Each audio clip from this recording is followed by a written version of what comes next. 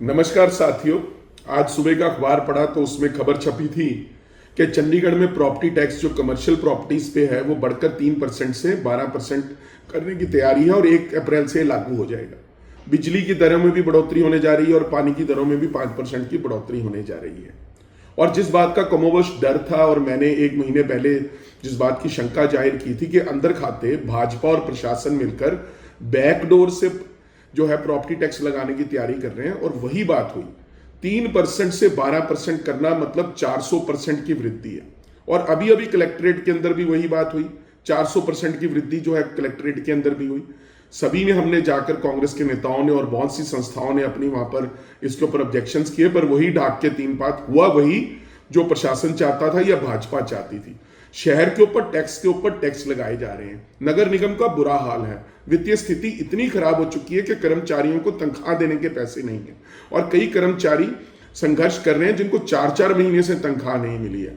अगर इस तरह से ही पैसे जुटाने थे लोगों के ऊपर टैक्स लगाने के लिए तो कोई भी कर सकता था। आज जो 30% शेयर बनता है नगर निगम का दिल्ली फाइनेंस कमीशन के हिसाब से, उससे पैसे मांगने की जरूरत है और रेवेन्यू उस तरीके से बढ़ाने की जरूरत है। शहर की जनता पर टैक्स लगाकर इस तरीके से तो जो पहले ही व्यापारी चंडीगढ़ से पलायन कर रहा है, इंडस्ट्रियल एरिया में जो लोग हैं वो पंचकुला या मोहाली शिफ्ट हो रहे हैं। कमर्शियल प्रॉपर्टी जो मध्य मार्ग पे शोरूम है जिसकी कीमत से ज्यादा कलेक्ट्रेट लगा हुआ है और व्यापारियों को नोटिस पे नोटिस दिए जा रहे हैं। और जिस तरह की बात आ रही है कि चंडीगढ़ जो है इसका नाम नोटिसगढ़ होना चाहिए, या जिस तरह से चलान हो रहे हैं लोगों के चलानगढ़ होना चाहिए, और अब लगता है कि टैक्सगढ़ इसका नाम रखना पड़ सकता है। तो मैं चंडीगढ़ की जनता को बताना चाहता हूं कि भाजपा की बातों में और असल काम में फर्क है।